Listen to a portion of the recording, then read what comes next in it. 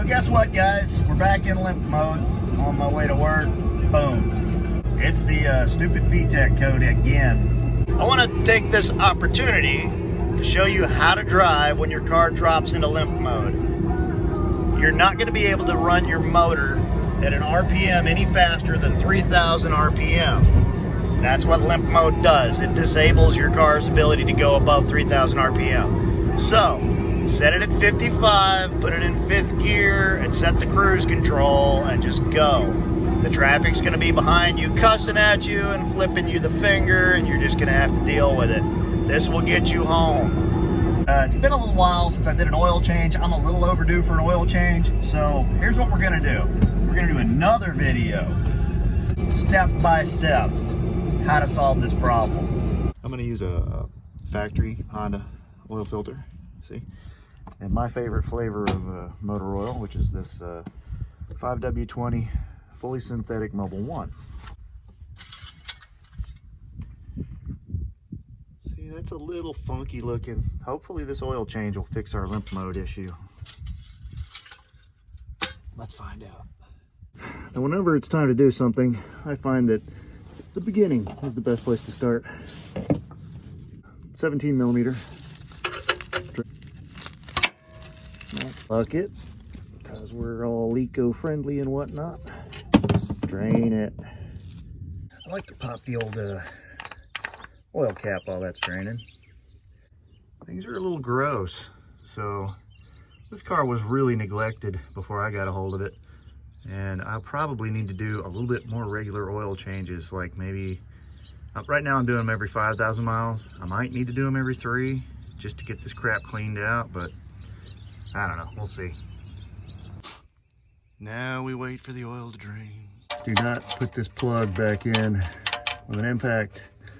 That would suck and you would be lame, because it will strip out the threads in this oil pan, and now you've got a really big problem on your hands. Where's my wrench? Just a little snug. Now let's attack the oil filter. So they tell me there's 100 ways to skin a cat. I don't know why they tell me that. That seems cruel. Why do you want to skin a cat? I attack removing the oil filter for this car from the top. You just reach in behind here. It's underneath your VTEC valve, and if you don't know where your VTEC valve is, it's a good time to get associated with it. Just gonna have to lay it across the motor. Grab your filter and hand turn it out. Yeah, I know. You guys are looking at my butt, aren't you? Yo, yo. That's it. Boy, that does look gruesome, doesn't it? I'm gonna take a little bit of oil off of that one, put it on this one. See how much oil is in that filter? I've spent many years as an industrial mechanic, and one of the skills I've picked up on that gig is learning how to do things almost completely blind by feel. Just do that hand tight. Don't go crazy.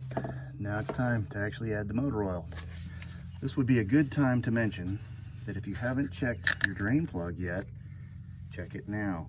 You would probably not be the first guy to dump clean motor oil straight through your motor and into your fill pan because you forgot to put the drain plug back in. 1 quart.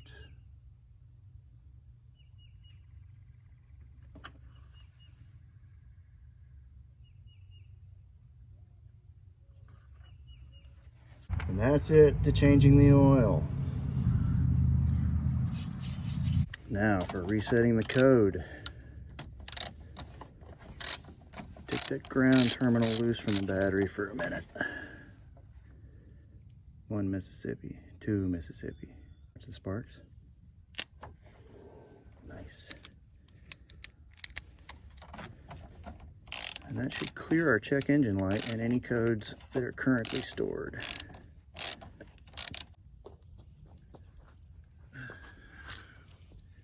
So what do you think? Is that going to cure our VTEC issue? I sure hope it does. I hope that the problem was just that I waited too long to change oil. If not, we will move on to the next logical possibility.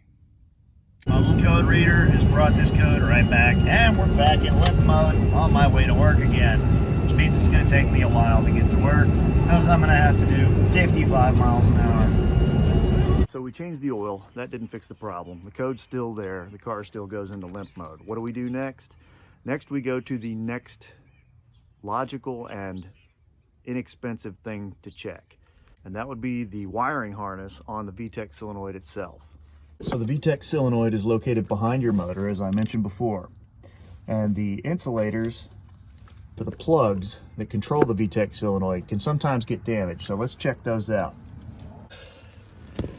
Reaching in here with one of my favorite tools. You guys have figured that out by now.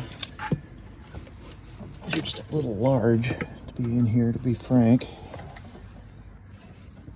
but let's give them a try.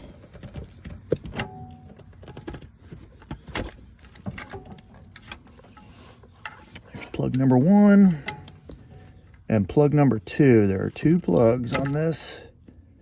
Pull them up and inspect them. This is, for those of you who remember when I did these last time, I coated these in RTV, which is probably overkill. Ah, look, there's a hole in my insulation. Oh, there's lots of holes in my insulation. My seal job did not hold up. This stuff may not be good for this application. I may need to get new plugs.